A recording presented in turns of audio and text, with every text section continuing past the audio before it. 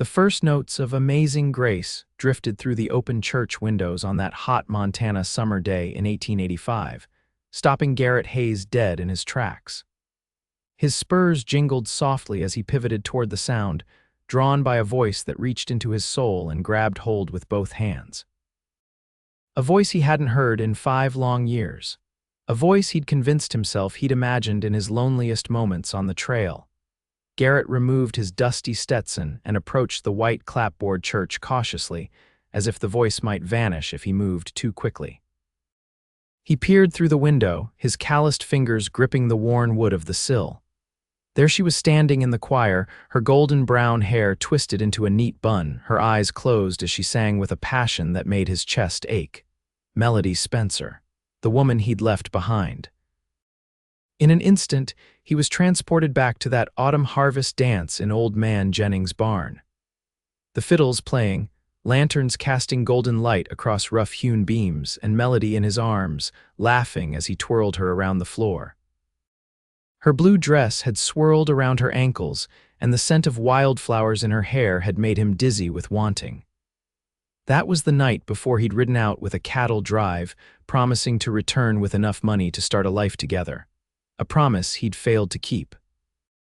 Garrett stepped back from the window, his heart hammering against his ribs. 5 years. 5 years of driving cattle across 4 states, working silver mines in Colorado, breaking horses in Wyoming, and drifting wherever the wind took him. 5 years of running from the memory of a woman who deserved better than the penniless cowboy he'd been. But he wasn't that man anymore. The leather pouch tucked inside his vest held the deed to a modest ranch just outside of town, the result of years of hard work and careful saving. He'd come back to Timber Creek to find her, not knowing if she'd waited, if she'd married, if she even remembered him. And now here she was, singing like an angel in the church choir, looking somehow both exactly the same and completely different. More mature, more composed, a woman who'd made her own way in the world while he'd been gone. The hymn ended. Garrett turned away, suddenly unsure of himself. What right did he have to walk back into her life after all this time? He'd almost convinced himself to mount his horse and ride away when the church door opened and the congregation began to spill out into the sunshine. He pressed himself against the side of the building, not ready to be seen, not by her, not yet, but fate had other plans. Garrett Hayes. "Is that you?" He turned to find Mrs. Whitaker, the shopkeeper's wife, staring at him with undisguised surprise. She was older now, her hair more gray than brown, but her sharp eyes hadn't changed a bit. "Yes, madam," he said, touching the brim of his hat. "Just got back to town."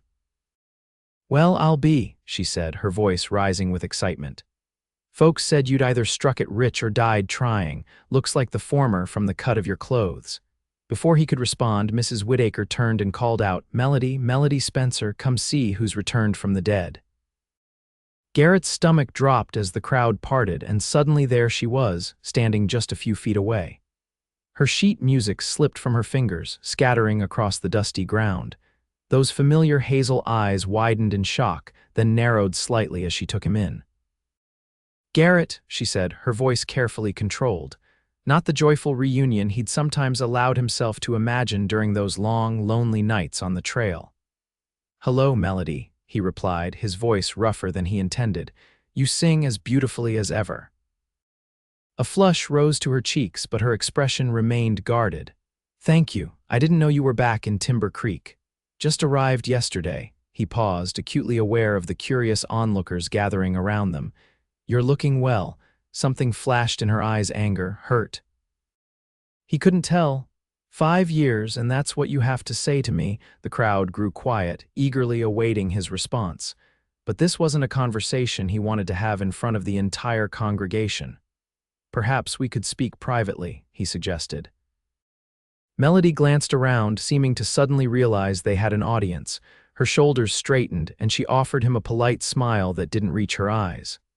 "I'm afraid I can't right now. I have duties at the schoolhouse this afternoon." "You're teaching?" he asked, genuinely surprised. "Yes, for the past 3 years." Pride crept into her voice despite her obvious attempt to remain distant. "If you'll excuse me." She bent to gather her scattered music, and instinctively, Garrett knelt to help her. Their fingers brushed over the same sheet, and she pulled back as if burned. The simple contact sent a jolt through him, and from her reaction, she'd felt it too. "I'd like to explain," he said quietly, for her ears alone. "About why I stayed away so long, why I didn't write." Melody stood, clutching the music to her chest like a shield. "It's been 5 years, Garrett. I don't know what explanation could possibly matter now." With that, she turned and walked away, her back straight, her stride purposeful. The crowd parted for her, some offering sympathetic glances to Garrett, others giving him looks that clearly said he deserved whatever cold reception he got. He watched her go, the familiar ache in his chest now a hollow pain. What had he expected? That she would fall into his arms, forgetting the years of silence. That the love they'd shared would simply resume as if he'd never left. "Give her time, son," came a gruff voice beside him.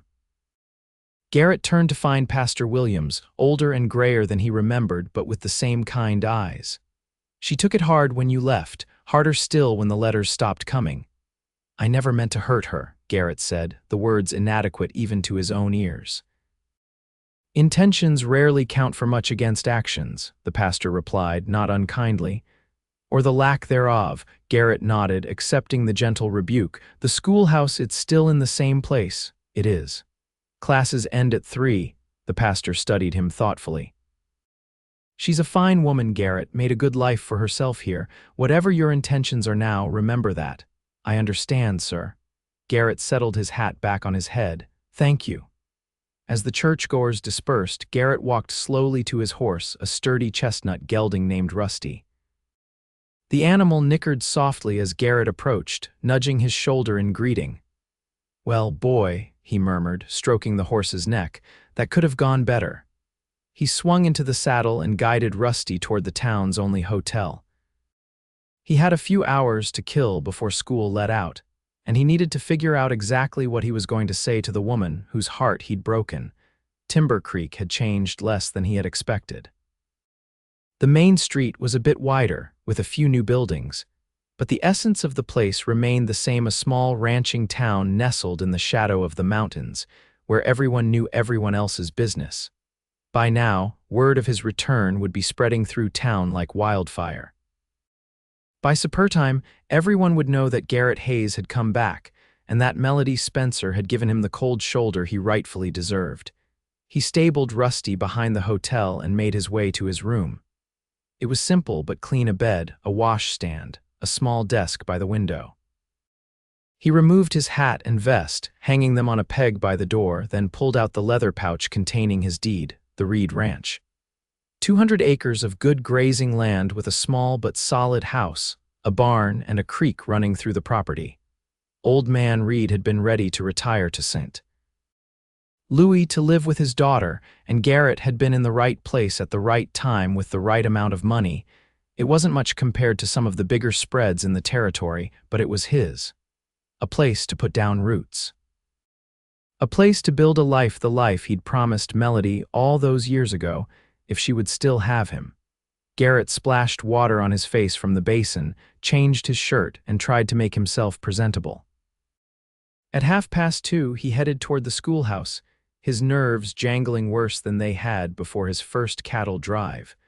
The one-room schoolhouse sat at the edge of town, a neat white building with a small bell tower. Children's laughter drifted through the open windows as Garrett approached, bringing a smile to his face. He leaned against a large oak tree, content to wait until the school day ended. At precisely 3 o'clock, the bell rang, and moments later, children of various ages poured from the building, their energy palpable as they raced toward home or lingered to play in the yard. A few of the older ones gave him curious glances, no doubt having heard about the returned cowboy from their parents' gossip. Garrett remained by the tree, watching as Melody appeared in the doorway, saying goodbye to each child by name. She was good with them, patient and kind, with a natural authority that had them listening respectfully when she spoke. She looked so at home there, so settled in her life, that Garrett questioned once again his right to disrupt it. The last child departed, and Melody turned to go back inside. That's when she spotted him waiting by the tree. She paused, her hand still on the door frame, then squared her shoulders and walked toward him.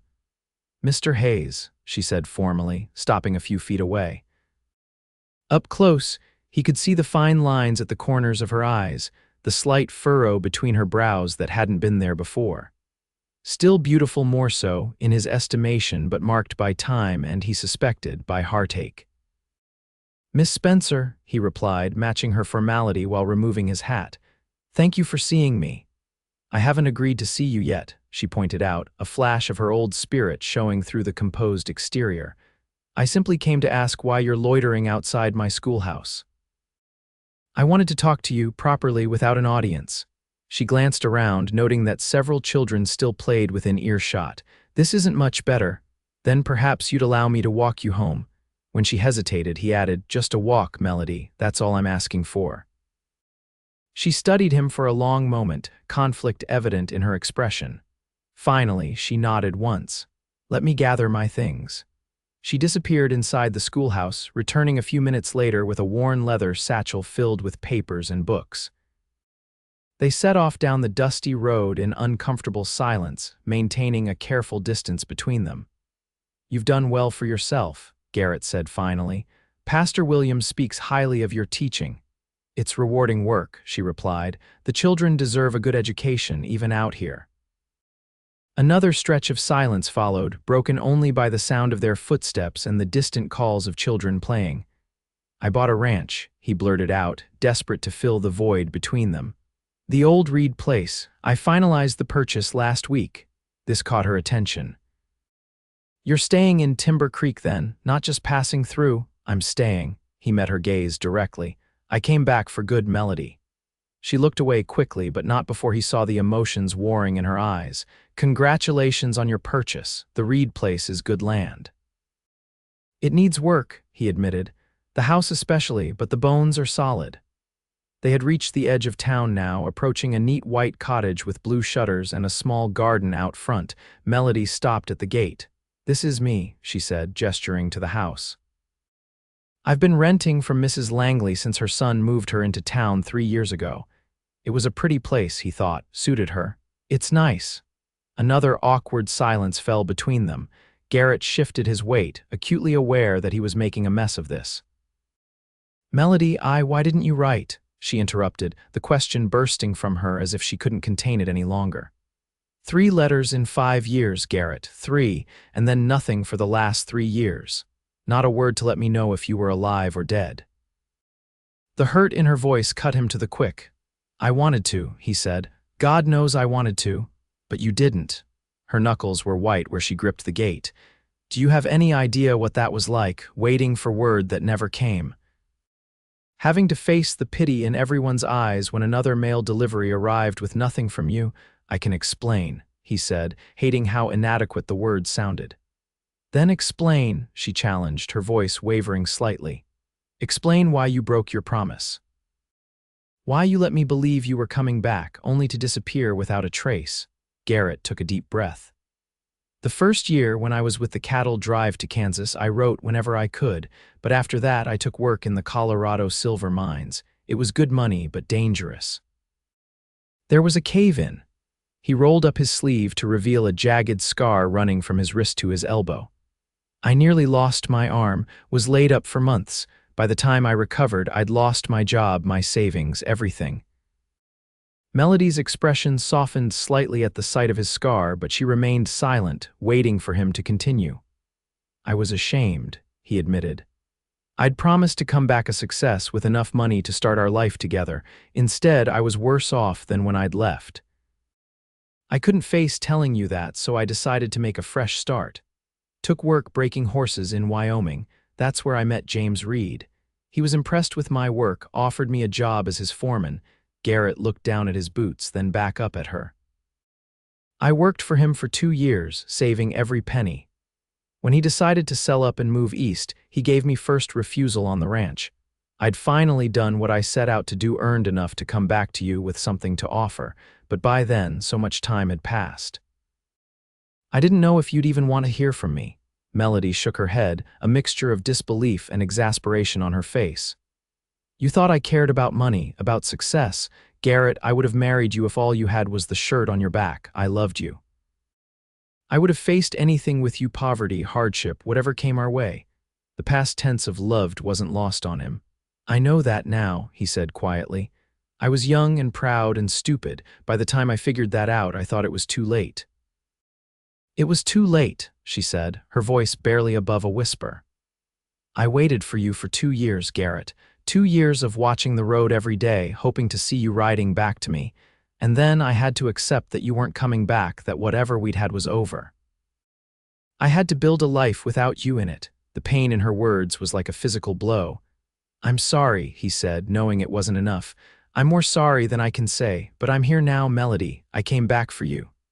She looked at him for a long moment, her expression unreadable. I have a life here, Garrett, students who depend on me, responsibilities. I can't just pick up where we left off as if the past 5 years never happened. I'm not asking you to, he said quickly. I know I have no right to expect anything from you, but maybe we could get to know each other again, start fresh. Melody opened the gate and stepped through, creating a barrier between them. I don't know if that's possible, she said honestly. Too much has changed, I've changed. So have I, he countered. But some things haven't changed, Melody. How I feel about you, that's never changed. She gripped the gate tightly, as if it were the only thing keeping her upright. I need time, Garrett, time to think. It's a lot to take in. He nodded, respect for her wishes overriding his desire to press his case. Of course. Take all the time you need. I'm not going anywhere this time. Goodbye, Garrett, she said, then turned and walked up the path to her door without looking back. Goodbye, Melody, he murmured, watching as she disappeared inside. He stood there for a moment longer, then turned and walked slowly back toward town, his mind a whirl of emotions. It had gone better than he'd feared, but worse than he'd hoped. At least she'd listened to his explanation. At least she hadn't outright told him to stay away from her. It was a start. A small one, but a start nonetheless. In the days that followed, Garrett threw himself into work at the ranch. There was plenty to do: fences to mend, corrals to rebuild, a leaky roof to repair. The physical labor helped clear his mind, and the exhaustion that followed helped him sleep at night. Mostly, he hired 2 local boys to help with the heavier work, brothers named Tommy and Jack Fletcher, who were eager to earn money during their summer break from school. They were good workers, and their youthful enthusiasm reminded Garrett of himself at their age before life had taught him its harsher lessons. Miss Spencer says you used to be the best dancer in the county, Tommy said one afternoon as they repaired a section of the barn roof. At 15, he was all gangly limbs and curiosity. Garrett nearly dropped his hammer. She said that, Tommy nodded, hammering a nail with more enthusiasm than accuracy, when we were learning about pioneer social customs. She said the harvest dances were the biggest events of the year, and that you could do a proper Virginia reel better than anyone. Garrett smiled at the memory. Dancing had been one of the few social graces his mother had insisted he learn, despite his father's grumbling that it wasn't a proper pastime for a man. I haven't danced in years, he admitted, not sure I'd remember how. Well, you'd better brush up, Jack chimed in, grinning mischievously. Town's having a midsummer dance next Saturday. Everyone's talking about it. Garrett kept his expression neutral, though his heart had picked up its pace. Is that so? Yep, Tommy confirmed. In the town hall, Miss Spencer's helping organize it. Interesting, Garrett murmured, returning his attention to the roof. Pass me those shingles, would you? The boys exchanged knowing looks but said nothing more on the subject. That evening, after they'd gone home, Garrett stood in the empty barn, his mind filled with memories of Melody in his arms, laughing as he twirled her around the floor. On impulse, he began to move, counting the steps of the Virginia reel in his head, his boots scuffing against the dirt floor. 1, 2, 3, 1, 2, 3. He felt ridiculous, dancing alone in a half-repaired barn, but the familiar rhythm of the steps brought back the muscle memory. By the time he stopped, breathing hard and feeling slightly foolish, he was reasonably confident he hadn't forgotten everything. Whether he'd have the chance to use those remembered skills was another matter entirely. The next day, Garrett rode into town for supplies. The general store was his main destination, but he found himself taking a detour past the schoolhouse. Through the open window, he could hear Melody's voice as she led her students in a geography lesson, pointing to a large map of the United States. He didn't mean to linger, but something about the animation in her voice as she described the Mississippi River held him captive. This was a side of her he'd never known: the teacher, passionate about sharing knowledge with young minds. It suited her, he thought, this role she'd created for herself in his absence. He was about to continue on his way when the school door opened and Melody stepped out, a stack of books in her arms. She stopped short when she saw him, surprise evident on her face. "Garrett," she said, neither welcoming nor dismissing. "Melody," he replied, tipping his hat. "I was just passing by, headed to the general store." "Which is in the opposite direction," she pointed out, a hint of amusement in her eyes. Caught in his obvious lie, Garrett smiled sheepishly. "You always could see right through me." A ghost of a smile touched her lips before she controlled it. "Did you need something?" "Just wanted to say hello," he said honestly, "and to tell you that the ranch is coming along. The house still needs work, but the barn's almost finished." "That's good to hear." She shifted the books in her arms, and instinctively he stepped forward. "Let me help you with those." After a moment's hesitation, she allowed him to take the stack. "Thank you. I'm just taking them to the community library. Mrs. Patterson donated them for the children's section." They walked side by side toward the small building that housed the town's modest collection of books. The silence between them was less strained than it had been before, but still far from comfortable. "I hear you're organizing a dance," Garrett said as they approached the library. "Word travels fast," she remarked dryly. "Yes, it's a fundraiser for new school supplies, Mrs. Whitaker's idea, though I've somehow ended up doing most of the planning." "Some things never change," he said with a smile. "You were always the one making sure the harvest dance ran smoothly, even back when we were barely more than children ourselves." A genuine smile curved her lips at the memory. Someone had to make sure the punch wasn't spiked and the decorations didn't fall down mid-dance. "And no one was better at it than you," he said, holding her gaze. "I always admired that about you, how you could take charge of a situation without making anyone feel ordered about." A faint blush colored her cheeks. "Yes, well, it's a useful skill for a teacher." They had reached the library steps. Garrett handed the books back to her, careful that their fingers didn't touch. "Melody," he said, gathering his courage, "would it be presumptuous of me to ask if you might save me a dance next Saturday?" She looked momentarily taken aback by the directness of his question. I'll be quite busy with my duties as organizer," she hedged. "Just one dance," he pressed gently. "For old time's sake, if nothing else." Melody studied him for a long moment, conflict evident in her expression. "Perhaps," she said finally, "if time permits." It wasn't a yes, but it wasn't a no either. Garrett would take it. "That's all I ask," he said, tipping his hat to her. "Good day, Miss Spencer." "Good day, Mr. Hayes," she replied, a hint of her former warmth in her voice. As Garrett continued on to the general store, his step was lighter than it had been in days. It was a small victory, but sometimes, he reminded himself, the most important battles were won inch by inch. The town was abuzz with preparations for the dance. Posters appeared in shop windows, the ladies' sewing circle worked overtime on new dresses, and the men grumbled good-naturedly about having to dust off their dancing shoes. For a small town like Timber Creek, such events were the lifeblood of the community, a chance to socialize, to court, to strengthen the bonds that held them together in this sometimes harsh frontier life. Garrett took extra care with his appearance on the night of the dance. He trimmed his beard, slicked back his hair, and donned the new shirt and vest he'd purchased specifically for the occasion. As he studied his reflection in the small mirror above his washstand, he hardly recognized himself. The trail-worn cowboy was gone, replaced by a man who looked like he might actually belong in civilized society. He saddled Rusty and rode into town as the sun was setting, the air still warm with the lingering heat of the July day. The town hall was lit up like Christmas, with lanterns strung along the porch and music already drifting through the open windows. Garrett tied Rusty to the hitching post and took a deep breath before climbing the steps. Inside, the hall had been transformed. Tables lined the walls, laden with food and drink. Bunting and wildflowers decorated every available surface, and a small band of local musicians played a lively tune in the corner. Most of the townspeople were already there, mingling and laughing, the women in their best dresses, the men looking uncomfortable in stiff collars. Garrett nodded greetings to those he recognized, accepting handshakes and welcomes from men he'd known in his youth.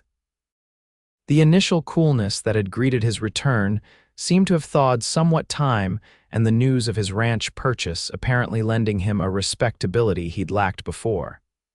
He scanned the room for Melody, but didn't see her. Disappointed but not surprised she had mentioned her organizational duties, he made his way to the punch table, where Mrs. Whitaker was serving. "Evening, Mrs. Whitaker," he said, accepting a cup of the sweet red liquid. "Garrett Hayes," she said, eyeing his attire with approval. "Don't you clean up nice? Almost didn't recognize you without all that trail dust." He smiled at her directness. "Thank you, madam. The dance looks to be a success." "Indeed it does," she agreed, surveying the room with satisfaction. "Melody's done a wonderful job with the decorations." "That girl has an eye for beauty. She always did," he said softly, his gaze drifting to the entrance. Mrs. Whitaker followed his line of sight and chuckled knowingly. "She's in the back room arranging the prize for the raffle. Should be out any minute now." She leaned in conspiratorially. "And between you and me, young man, she spent an awful long time on her hair this evening for someone who claimed not to care about impressing anyone." Before Garrett could respond to this intriguing information, the band struck up a new tune, and couples began to form sets for a country dance.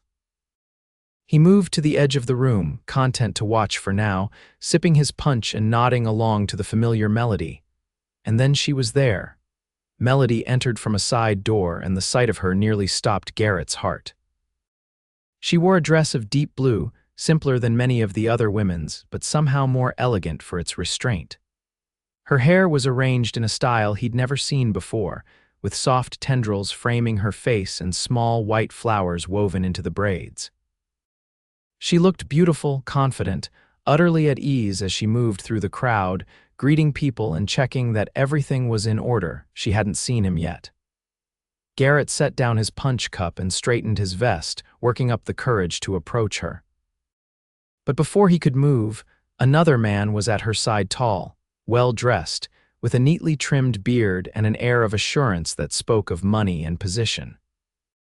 Garrett recognized him as Michael Thornton, the banker's son who'd returned from back east a few years ago to take over his father's business. He was saying something that made Melody smile, and then he was leading her onto the dance floor, his hand at the small of her back in a gesture that spoke of familiarity. A cold weight settled in Garrett's stomach as he watched them join the dance. Of course, she would have suitors. A woman as beautiful and accomplished as Melody wouldn't have remained unnoticed in a town this size. And Thornton was exactly the kind of man any sensible woman would consider educated, wealthy, respected. Everything Garrett was not.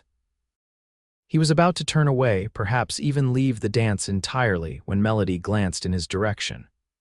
Their eyes met across the crowded room, and for a moment the music, the dancers, everything else faded away. Something passed between them, an unspoken communication that made his pulse quicken. Then someone stepped between them, breaking the connection, and the moment was gone. Garrett stayed where he was, watching as Melody completed the dance with Thornton, her movements graceful, her smile polite but reserved. When the dance ended, Thornton led her off the floor, bending to say something in her ear. She nodded, then excused herself, moving toward the refreshment table. Garrett saw his chance and took it, intercepting her before she reached the punch bowl. "Miss Spencer," he said formally, tipping his head in greeting, "the dance is a great success. You should be proud." Melody seemed startled to find him suddenly before her, but she recovered quickly. "Mr. Hayes, thank you. Everyone has worked very hard to make it so."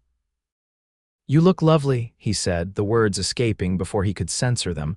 A blush crept up her neck, but she maintained her composure. "Thank you, you're looking well yourself. Ranch life seems to agree with you." "It does," he confirmed, "though it's a lot of work for one man." The place could use a woman's touch. Her blush deepened at the implication.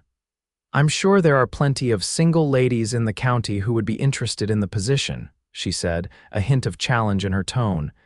"None that I'm interested in," he replied honestly. Before she could respond, the band began tuning up for the next dance. Garrett seized the moment. "I believe you mentioned the possibility of saving me a dance," he said, extending his hand. "Would now be convenient." Melody glanced over to where Thornton stood watching them, a slight frown on his face. "I suppose one dance wouldn't hurt," she said, placing her hand in Garrett's.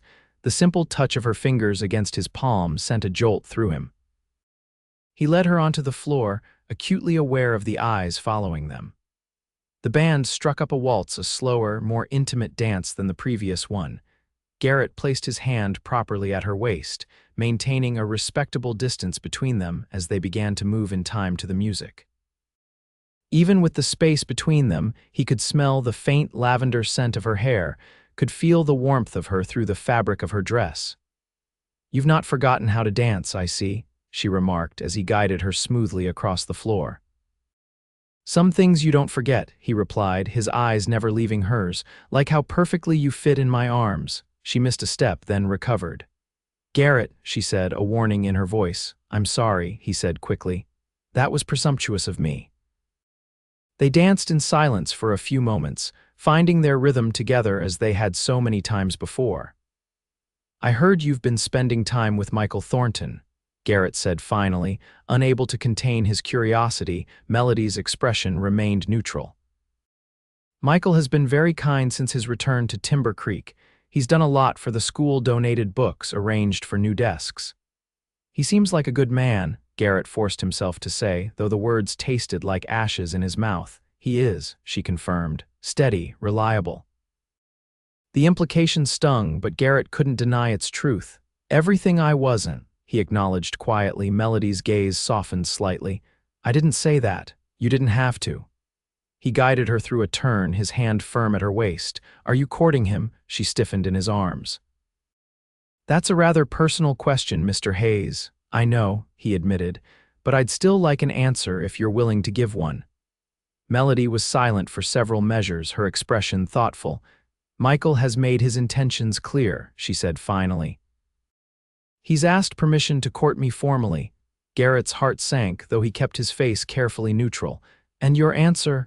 "I haven't given one yet," she said, her eyes meeting his directly. "I told him I needed time to consider." Hope flared in his chest, quickly tempered by the reality of their situation. "I see." The waltz was drawing to a close. Garrett slowed their movement, reluctant for the dance to end, for this moment of connection to be over. "Why did you really come back, Garrett?" Melody asked suddenly, her voice low.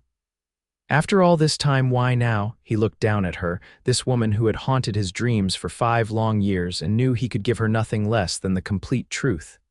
"Because I never stopped loving you," he said simply. "Every place I went, every job I took, every dollar I saved, it was all for you, for us. I came back because this is where my heart has always been, even when I was too stubborn and proud to admit it." Tears gathered in her eyes, though she blinked them back quickly. "Garrett," the music ended. Around them, couples were separating, applauding the musicians. The moment for truth had passed. Garrett released her, stepping back and offering a formal bow. "Thank you for the dance, Miss Spencer." She curtsied in return, her composure restored. "You're welcome, Mr. Hayes." As she turned to leave, he caught her hand. "Melody," he said quietly, "I meant what I said, every word." She looked at him for a long moment, conflict clear in her eyes. "I believe you," she said finally, "but believing you and trusting you are two different things." With that, she slipped her hand from his and walked away, leaving him standing alone on the dance floor, the ghost of her touch still warm on his skin. The rest of the evening passed in a blur for Garrett. He made polite conversation, danced with Mrs. Whitaker and a few other ladies who took pity on him, and tried not to watch too obviously as Melody flitted from group to group, the perfect hostess. She danced once more with Thornton, and the sight of them together was like a knife twisting in Garrett's gut. By the time the dance ended and people began to disperse into the warm summer night, Garrett had made a decision. He couldn't compete with Michael Thornton, not with the man's wealth or education or sterling reputation. But he could offer Melody something Thornton couldn't: their shared history, the depth of feeling that came from having loved each other since they were hardly more than children. If she chose Thornton despite that, he would respect her decision. But he wouldn't give up without fighting for her, for the future they might still have together. With that resolve firming his spine, Garrett bid goodnight to the remaining guests and stepped out into the night. The air was cooler now, a gentle breeze rustling the leaves of the cottonwood trees that lined the main street. He untied Rusty and was about to mount when he heard the town hall door open behind him. Melody stood on the porch, silhouetted against the light from inside. She said something to someone still in the doorway, Mrs. Whittaker, he thought, then descended the steps alone. Without conscious thought, Garrett moved toward her. "Melody," he called softly. She turned, not seeming surprised to find him there. "Garrett, I thought you'd left." "I was about to," he said, approaching cautiously, Rusty's reins in his hand.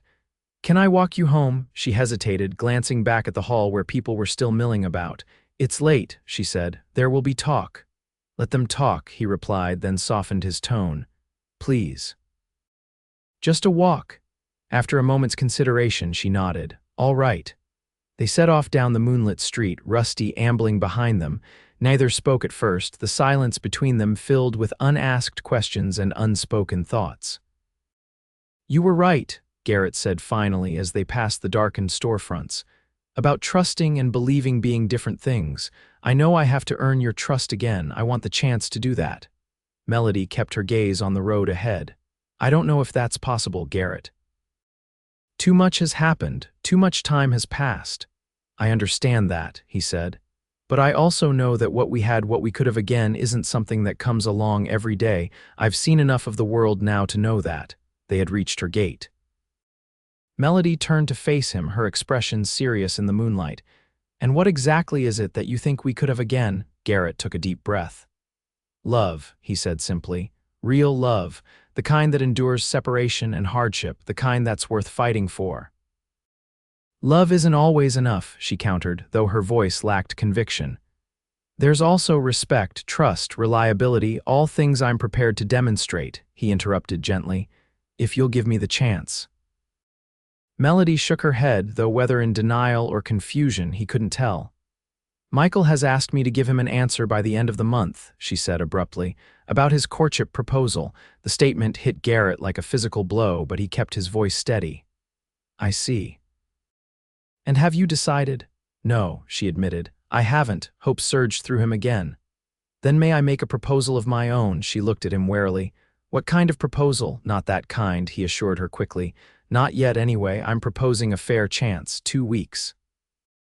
Give me 2 weeks to show you the man I've become, the life we could build together. After that, if you still choose Thornton, I'll respect your decision and never trouble you again." Melody stared at him, clearly caught off guard by his directness. 2 weeks? What exactly did you have in mind?" "Let me court you properly," he said. "Visits, conversations, perhaps a picnic or two. I want to get to know the woman you've become, and I want you to know the man I am now. No expectations beyond that." She considered this, her fingers toying with the latch of the gate. "And if I say no?" "Then I'll wish you happiness with Thornton or whoever you choose," he said, though the words nearly choked him. "And I'll mean it, because your happiness is what matters most to me." Melody was silent for a long moment, her expression unreadable in the shadows. Finally, she said, "Sunday. After church, we can have lunch at the hotel restaurant." It wasn't everything he'd asked for, but it was a start. "Thank you," he said sincerely. "I'll be there." She nodded, then opened the gate and stepped through. "Good night, Garrett."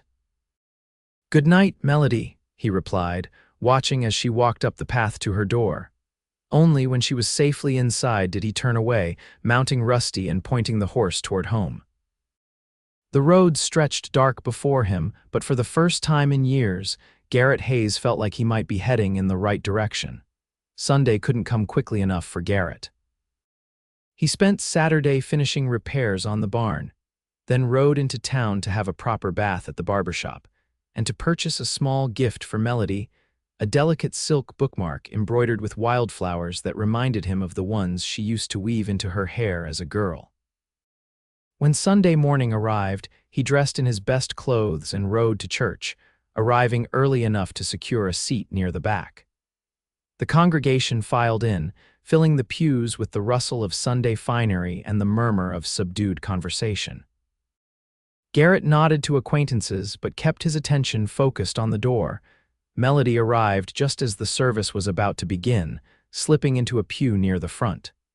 She wore a dress of soft green, her hair arranged simply beneath a modest hat. Even from a distance, the sight of her made Garrett's heart race. The service proceeded as it always had hymns and prayers, followed by Pastor William's sermon on forgiveness and redemption. Garrett found himself paying closer attention than usual, the message seeming particularly relevant to his current situation. When the choir rose to sing the closing hymn, Garrett watched as Melody took her place among them. Her voice rose clear and strong above the others, the same voice that had stopped him in his tracks a week ago. Had it only been a week, it felt like a lifetime had passed since that moment. After the service, people lingered on the church steps, exchanging news and pleasantries in the warm sunshine. Garrett waited patiently, watching as Melody spoke with several parishioners, including an elderly woman who clasped her hand warmly. He was so focused on Melody that he didn't notice Michael Thornton's approach until the man was standing beside him. "Hayes," Thornton said, his tone civil but cool. "Thornton," Garrett replied, equally reserved. Up close, the banker was even more imposing, tall and broad-shouldered, with the confident bearing of a man accustomed to getting what he wanted. "I understand you've purchased the Reed property," Thornton remarked, adjusting his expensive cufflinks. "A significant investment for a returning cowhand." The implied question about Garrett's finances wasn't subtle. "I worked hard for every dollar," Garrett said evenly, "and Reed gave me a fair price, indeed." Thornton's gaze drifted to where Melody stood chatting with Mrs. Whittaker. "I've also heard that you and Miss Spencer have some history." Garrett met the other man's eyes directly. "We do, and I hope we have a future as well." Thornton's expression hardened slightly.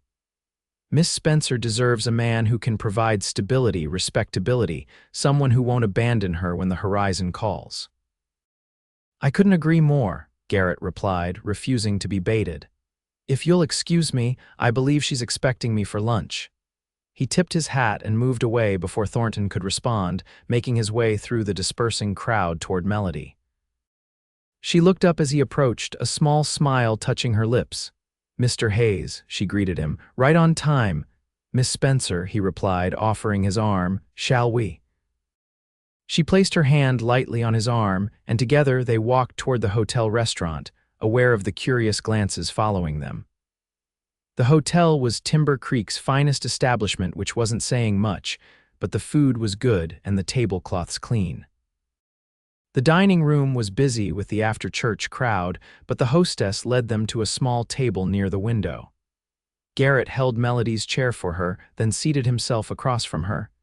"You sang beautifully today," he said once they were settled. "Just like you did that first day I saw you in the choir." "Thank you," she replied, a hint of color in her cheeks. "Music has always been a comfort to me, especially during difficult times." The implication was clear. Garrett nodded, accepting the gentle rebuke. "I'm sorry for causing those difficult times," he said quietly. "If I could go back and change things, I would."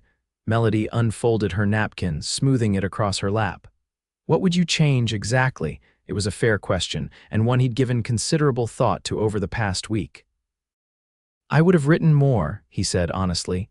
"Even when things were at their worst, I would have shared the struggles instead of hiding them out of pride, and I would have come back sooner once I'd found my feet again."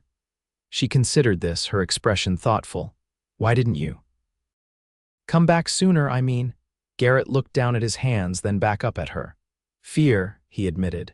"By the time I was in a position to return, years had passed. I was afraid you'd moved on, afraid you'd look at me and feel nothing but anger or worse, indifference."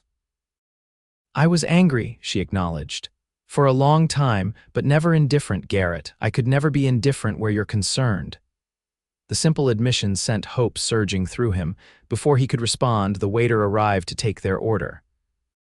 Once he'd gone, Garrett reached into his pocket and withdrew the small package he'd brought. "I got you something," he said, sliding it across the table. "It's nothing grand, but it reminded me of you." Melody looked surprised but pleased. She carefully unwrapped the package, her expression softening as she lifted out the silk bookmark. "It's beautiful," she said, running her fingers over the embroidered flowers. "Thank you." "Do you remember that summer when you taught all the girls how to make wildflower crowns?" he asked. "You wore one to the midsummer picnic, and all the other young men were jealous because you saved every dance for me." A genuine smile lit her face at the memory. "I remember, you were so proud, strutting around like a rooster." She traced the outline of a flower on the bookmark. "You gave me a bouquet of real wildflowers that day. I pressed them in my Bible and kept them for years." "Did you?" he asked, pleased by this revelation. She nodded, her expression growing distant. "Until the second year after you left, when I finally accepted you weren't coming back." The moment of connection dimmed. Garrett reached across the table, his fingers stopping just short of hers. "I'm here now," he said softly, "and I'd like to hear about your life while I was gone, how you became a teacher, the work you've done with the school, everything." Melody seemed to appreciate his change of subject. As their meal arrived, she began to tell him about her journey from heartbroken young woman to respected schoolteacher, how she'd taken over when old Mrs. Granger retired, how she'd fought for better books and supplies, how she'd introduced new teaching methods learned from educational journals she subscribed to at her own expense. Garrett listened attentively, asking questions that showed genuine interest in her work. He loved seeing the animation in her face as she spoke about her students, the pride she took in their accomplishments. This was a side of Melody he'd glimpsed at the schoolhouse, but was now seeing in full bloom, confident, passionate, purposeful. "You've built something important here," he said when she paused for breath. "Something that matters." "I have," she agreed, a hint of defiance in her tone. "A life that's meaningful with or without a husband." "I never suggested otherwise," he said carefully. "Independence suits you, Melody. It always did, even when we were young. I admired that about you then, and I admire it even more now." She studied him, seeming to gauge his sincerity. "Many men find an independent woman threatening." "I'm not many men," he replied simply. A small smile curved her lips. "No," she agreed. "You never were." The conversation flowed more easily after that. They talked about changes in the town, people they'd both known, memories they shared. For dessert, they split a piece of Mrs. Hanson's famous apple pie, laughing when they both reached for the last bite at the same time. "Go ahead," Garrett said, withdrawing his fork. "I insist." "Always the gentleman," she teased, taking the morsel. "Not always," he admitted, "but I'm trying to be the man you deserve." Her expression grew serious again. "And what kind of man is that, Garrett?" "Honest," he said without hesitation. "Reliable, someone who keeps his promises, someone who appreciates the remarkable woman you are and doesn't try to change you or hold you back." Melody set down her fork, her eyes searching his face. "Those are fine words, but words are easy. Actions are what matter." "Then let me show you," he said earnestly. "Not just today, but every day. Give me the chance to prove myself through actions, not just words." Before she could respond, a shadow fell across their table. Garrett looked up to find Michael Thornton standing there, his expression carefully neutral. "Miss Spencer, Mr. Hayes," he said, nodding to each of them. "I hope I'm not interrupting." "Not at all," Melody replied, though her smile seemed strained. "We were just finishing lunch." "Excellent," Thornton said. "In that case, might I have a word with you, Miss Spencer? There's a matter regarding the school's account I'd like to discuss." Garrett could see the conflict in Melody's face, politeness warring with reluctance. "Of course," she said finally. "Mr. Hayes and I were just about to part ways." It was a dismissal, however gently phrased. Garrett stood, leaving enough money on the table to cover their meal. "Thank you for joining me, Miss Spencer," he said formally. "It was a pleasure." "Thank you for lunch," she replied, her expression softening slightly. "And for the gift, it was very thoughtful." Thornton watched this exchange with barely concealed impatience. "Shall we?" he said to Melody, offering his arm. Garrett stepped back, allowing them to pass. As they reached the door, Melody glanced back over her shoulder, a look that carried 1,000 unspoken words. Then she was gone, leaving Garrett to wonder if their lunch had moved him closer to winning her heart or merely confirmed how formidable his competition truly was. The next 2 weeks passed in a blur of activity. True to his word, Garrett devoted himself to showing Melody through actions, not just words, the man he had become. He arranged for lumber to be delivered to the schoolhouse for much-needed repairs, then spent a full Saturday working alongside other volunteers to replace rotting floorboards and fix leaky windows. Melody had been surprised to see him there, but had thanked him warmly for his contribution. When he learned from Tommy Fletcher that the school's copy of Treasure Island had fallen apart from overuse, he ordered a new one from Denver, along with several other titles Melody had mentioned wanting for her students. The look on her face when he delivered the package to the schoolhouse had been worth every penny. He attended Wednesday evening prayer meetings at the church, not just to see Melody but to reconnect with the community he'd been absent from for so long. Pastor Williams seemed particularly pleased by his regular attendance, remarking that faith was like a garden, it needed regular tending to flourish. And through it all, Garrett continued working on his ranch, transforming the run-down property into something he could be proud of. He hired more help, repaired fences, cleared new grazing land, and began planning for his first small herd of cattle. The house, too, underwent improvements: a new roof, repaired shutters, fresh paint. It was still modest, but it was becoming a home. He saw Melody as often as propriety allowed casual encounters in town, brief conversations after church, once even a leisurely walk by the creek after he'd happened to meet her on her way home from school. Each time he felt the ice between them thawing a little more, saw glimpses of the woman who had once loved him without reservation.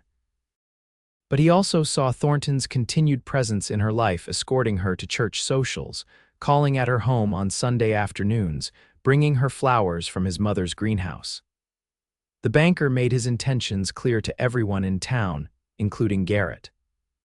As the end of Garrett's self-imposed 2-week period approached, he knew he needed to make a more definitive gesture. Something that would speak to the history they shared, to the connection that had never truly been broken despite years of separation. The idea came to him one evening as he sat on his porch, watching the sunset paint the distant mountains in shades of gold and purple. The harvest dance in Jennings' barn, the last time he and Melody had been truly happy together before his departure. If he could recreate even a small part of that night, perhaps it would remind her of what they'd once had, what they could have again. With that goal in mind, Garrett rode to the Jennings farm the next morning. Old man Jennings was long gone, but his son Thomas had taken over the property. Thomas had been a few years behind Garrett in school, but they'd always gotten along well. "Hayes," Thomas greeted him with a firm handshake. "Heard you were back in these parts. Got yourself the Reed place, I understand." "That's right," Garrett confirmed. "It's coming along. How's your family?" "Growing like weeds," Thomas said proudly. "Got 4 young'uns now, and Sarah's expecting again come winter." They exchanged pleasantries for a few minutes before Garrett broached the reason for his visit. "Thomas, I was wondering if your barn is still used for dances like in your father's day." "Not for years," Thomas admitted, "though it's still sound." "Why do you ask?" Garrett explained his idea, a small, private recreation of that long-ago harvest dance just for Melody. Thomas listened thoughtfully, then broke into a wide grin. "For a love story like that." "The barn's yours for the evening," he said generously. "Sarah will be tickled pink when I tell her. She's always had a soft spot for romance." "I'd be happy to pay," Garrett began, but Thomas waved him off. "Not necessary. Consider it my contribution to the cause of true love," he said with a wink. "Just let me know when, and I'll make sure the place is swept out and ready." With the location secured, Garrett set about the other preparations. He recruited Mrs. Whitaker's help in getting Melody to the barn without suspicion, telling the older woman just enough of his plan to enlist her enthusiastic support. About time someone showed that banker he's not the only fish in the sea, she declared. You leave Miss Spencer to me, young man. I'll see she gets there. For music, Garrett approached Jim Collins, who had played fiddle at dances in Timber Creek for as long as anyone could remember. The old man's rheumy eyes lit up at Garrett's request. The same tunes we played at the Harvest Dance all those years ago. I remember them well, he assured Garrett. Me and my grandson Billy, he plays a fine fiddle himself now, will provide your music. No charge for an old friend. The final touch was the most difficult, finding wildflowers similar to those Melody had woven into her hair that long ago summer. It was the wrong season for many of them, but Garrett spent an entire afternoon scouring the hills and meadows around his property, gathering what he could find. The bouquet wasn't as abundant as he'd hoped, but each flower was chosen with care and memory.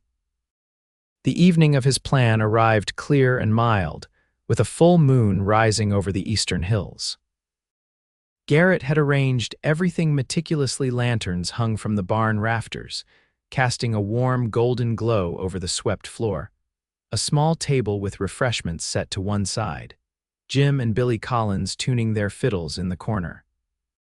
Thomas Jennings had done more than just provide the barn, he'd added touches of his own, including bunting left over from the town's 4th of July celebration, and chairs borrowed from the church for those who might need to rest between dances. Sarah insisted, he explained with a shrug when Garrett thanked him. Said if you were going to do this, you should do it right. At precisely 7 o'clock, Garrett heard the sound of an approaching buggy. His heart began to race as he moved to the barn door, straightening his vest and running a nervous hand through his hair. The buggy stopped, and he could hear Mrs. Whittaker's voice, bright with suppressed excitement. Just a quick errand, dear. Someone needs help with a donation for the school library. In a barn, came Melody's confused reply. Mrs. Whittaker, what's going on? You'll see, the older woman said mysteriously. Go on now, don't keep them waiting. Footsteps approached the barn door, hesitant at first, then more determined. And then Melody was there, framed in the doorway, her expression changing from confusion to shock as she took in the transformed space. Garrett, she said, her voice barely above a whisper. What is this? He approached her slowly, the wildflower bouquet in his hands. Do you remember the harvest dance in this barn? He asked. The last one before I left. Of course I remember, she said softly. How could I forget? I've thought about that night 1,000 times over the years, he told her, holding out the flowers. The way you looked in the lantern light, the feel of your hand in mine as we danced, the promise of what our future might hold. Melody accepted the bouquet, her fingers trembling slightly as they brushed against his. Garrett, please, he said gently, just hear me out. Then if you want to leave, Mrs. Whittaker will take you straight home, no questions asked.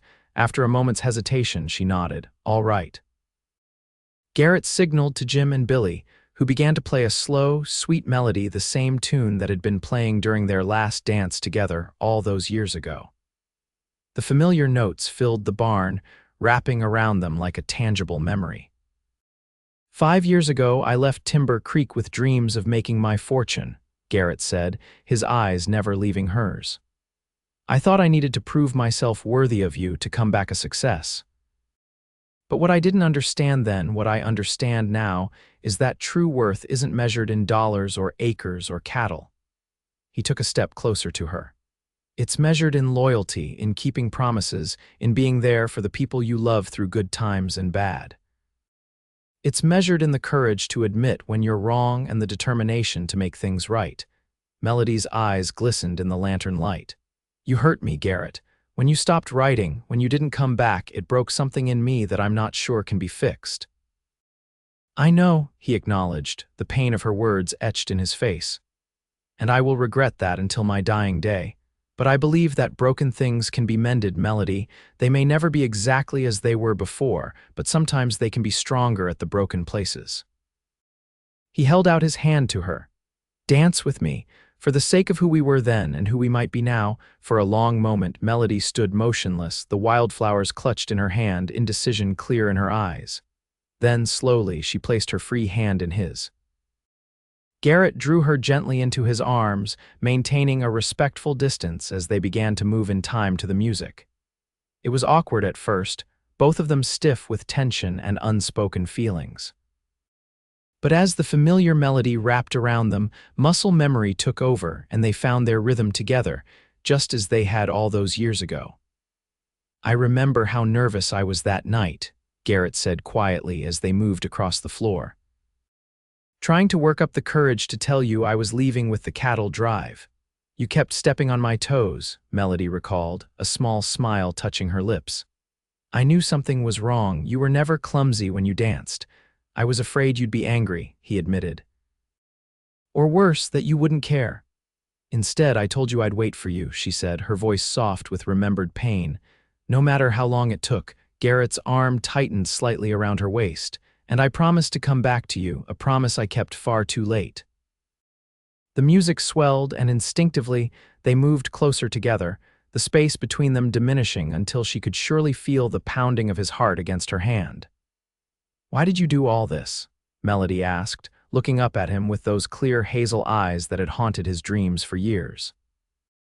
"Because words alone couldn't express what I needed to say," he replied honestly. "I needed you to feel it, the history between us, the connection that's still there despite everything that's happened." The song ended, but neither of them moved to separate. Jim and Billy, sensing the moment, segued smoothly into another slow tune. "Michael has asked me for my answer," Melody said abruptly. About his courtship proposal, Garrett's heart stuttered in his chest, but he kept his voice steady. "And what will you tell him?"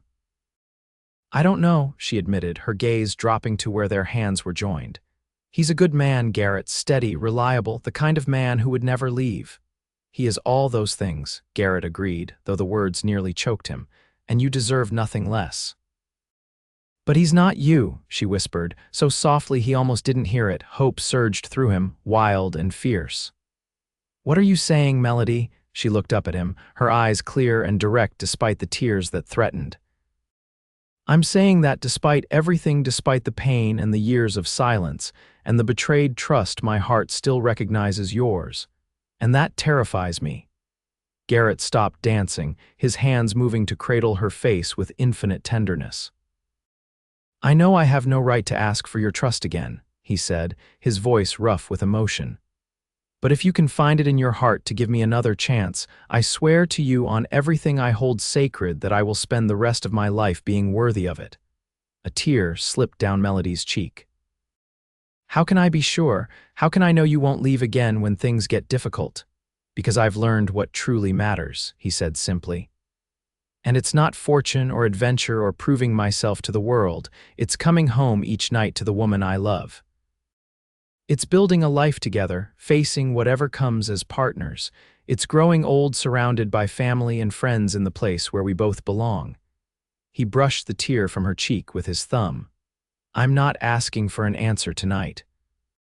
I'm asking for a chance to show you, day by day, that the man standing before you now is someone you can trust with your heart." Melody closed her eyes for a moment, leaning slightly into his touch. When she opened them again, something had shifted in their depths, a decision made, a corner turned.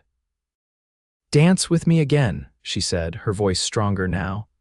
"Like you did that night in the barn, make me remember why I fell in love with you in the first place." Joy surged through Garrett as he drew her back into his arms, closer this time, their bodies moving as one to the sweet, mournful strains of the fiddle. They danced in silence, words unnecessary as the music and memories and moonlight wove a spell around them. When the song ended, Garrett didn't let her go. Instead, he gazed down at her, his heart in his eyes. "May I call on you properly, court you as you deserve to be courted?" "What about Michael?" she asked, though the question held less conviction than before. "Tell him the truth," Garrett suggested gently. "That you need more time, that there are complications." Melody's lips quirked in a small smile. "Complications, is that what you are, among other things?" he replied, returning her smile. "Hopefully in time I'll be much more than that." She studied him for a long moment, then nodded once, decisively. "All right, Garrett Hayes, you may call on me, but I'm making no promises beyond that." It was enough. For now, it was more than enough. "Thank you," he said simply.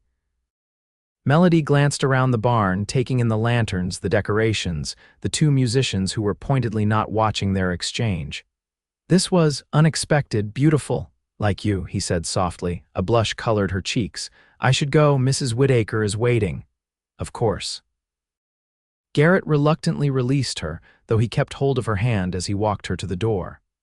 Outside, Mrs. Whittaker sat in the buggy, making a show of admiring the night sky, though Garrett suspected she'd been straining to hear every word. "Everything all right, dears?" she asked innocently. "Yes, Mrs. Whittaker," Melody replied, a hint of amusement in her voice. "Thank you for your part in this errand." "My pleasure entirely," the older woman assured her with a wink at Garrett. "Shall we head back to town?" Garrett helped Melody into the buggy, his hand lingering on hers. "May I call on you tomorrow evening?" he asked. She nodded, her expression soft in the moonlight. "I'll be home after 4. "Until tomorrow, then," he said, stepping back as Mrs. Whittaker clicked to the horse.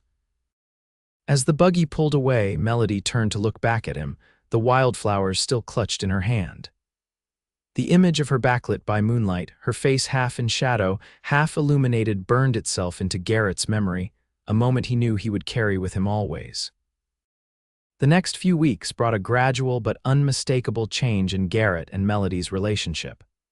True to his word, Garrett courted her properly, bringing small gifts, calling at her home in the evenings, escorting her to church and social functions. Each visit, each conversation, each shared moment seemed to rebuild a little more of the trust that had been broken. Melody, for her part, remained cautious but increasingly open to the possibility of a future with Garrett. She had spoken to Michael Thornton, explaining that she needed more time before making any decisions about courtship. The banker had been disappointed but gentlemanly in his response, though his cool demeanor toward Garrett whenever they encountered each other spoke volumes about his true feelings. As summer gave way to fall, Garrett's ranch began to take shape.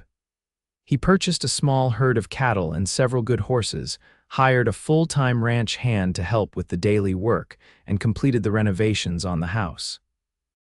Though still modest compared to some of the larger spreads in the territory, it was becoming a place he could be proud of, a place he hoped Melody might someday consider home. On a crisp October afternoon, exactly 3 months after he'd first seen her singing in the church choir, Garrett invited Melody to visit the ranch.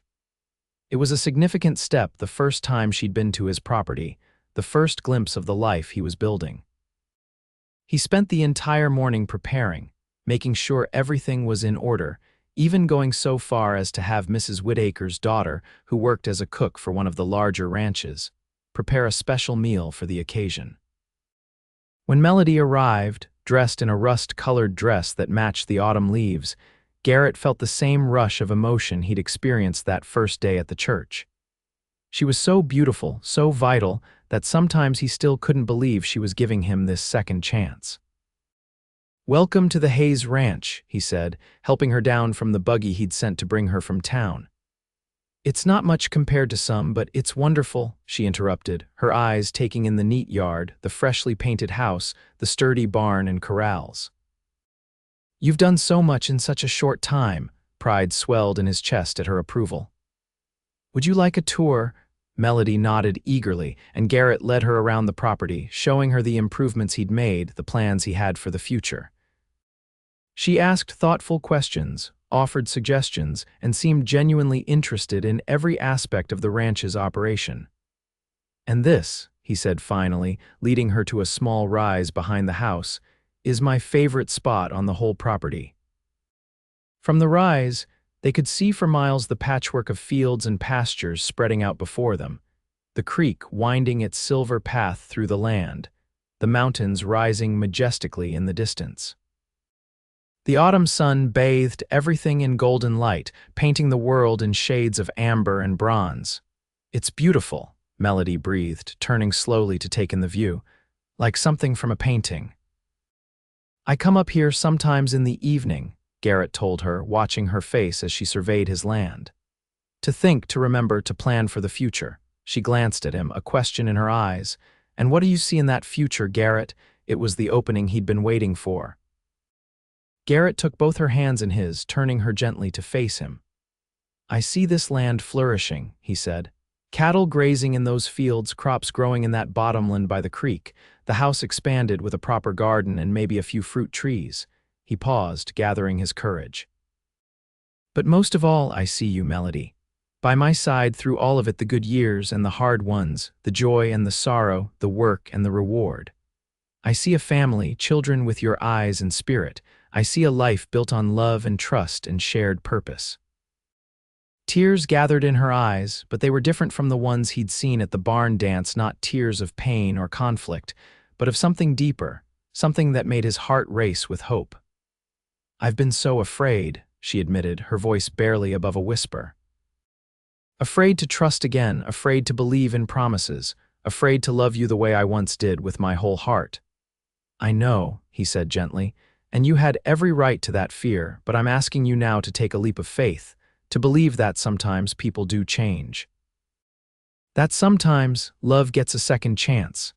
Melody looked out over the land again, then back at him, a new resolve in her expression. I told Michael yesterday that I couldn't accept his courtship, she said. I told him my heart belonged elsewhere, that it always had. Joy surged through Garrett, so intense it nearly took his breath away. Melody, I'm not saying it will be easy, she continued, squeezing his hands. There's still healing to be done, trust to be rebuilt, but I want to try, Garrett. I want to believe in us again. Unable to contain his emotions any longer, Garrett pulled her into his arms, holding her close as if she might vanish if he let go. I love you, he whispered against her hair. I never stopped loving you, not for a single day. Melody pulled back just enough to look up at him, her eyes shining. I love you too, she said, the words he'd dreamed of hearing for 5 long years. God help me, but I do. With infinite tenderness, Garrett lowered his lips to hers. The kiss was gentle at first, a question, a promise. Then Melody's arms slid around his neck and the kiss deepened. Years of separation and longing poured into this one perfect moment. When they finally broke apart, both breathless, Garrett rested his forehead against hers. Marry me, he said simply. Not right away if you're not ready, but someday. Be my wife, my partner, the mother of my children. Melody's answer was another kiss, fierce and certain, her hands framing his face as if he were something precious. When she pulled away, her smile was radiant.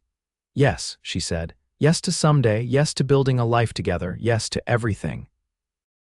They stood there on the hillside as the sun began its descent toward the mountains, 2 people who had found their way back to each other against all odds. The future stretched before them, not perfect, not without challenges, but full of possibility and hope. And as Garrett held the woman he loved in his arms, watching the sunset paint the land they would share in hues of gold and promise, he knew with absolute certainty that he had finally, truly come home. 6 months later, on a perfect spring day with wildflowers dotting the hills around Timber Creek, Garrett Hayes and Melody Spencer were married in the same church where he had first seen her singing in the choir. Pastor Williams officiated, his weathered face beaming with approval as he pronounced them husband and wife. The entire town turned out for the celebration that followed. Even Michael Thornton, who had eventually accepted Melody's decision with grace and had recently begun calling on the new milliner's daughter. Mrs. Whitaker took full credit for the match, declaring to anyone who would listen that she'd known all along those 2 were meant for each other. Their first dance as husband and wife was in Jennings' barn, decorated once again with lanterns and bunting, but this time filled with friends and family instead of just memories. As Jim Collins played the same tune that had accompanied their reunion dance, Garrett held his bride close, marveling at the journey that had brought them to this moment. Happy? He asked, gazing down at Melody's radiant face. More than I ever thought possible, she replied, her eyes reflecting the same joy that filled his heart. Though I do have one regret, Garrett raised an eyebrow. And what might that be, Mrs. Hayes? That it took us so long to find our way back to each other, she said, her expression turning serious for a moment. All those years we lost. Not lost, he corrected gently. Just part of the path that led us here, and we have the rest of our lives to make up for them. Melody's smile returned, bright with promise. The rest of our lives, she echoed. I like the sound of that. As they danced, surrounded by the love and good wishes of their community, Garrett silently thanked whatever twist of fate had led him back to Timber Creek on that summer day. To that church, to that choir, to the woman who had always held his heart. The cowboy had found her singing in the church choir and remembered dancing with her in the barn. And now, against all odds, they would dance together for the rest of their days.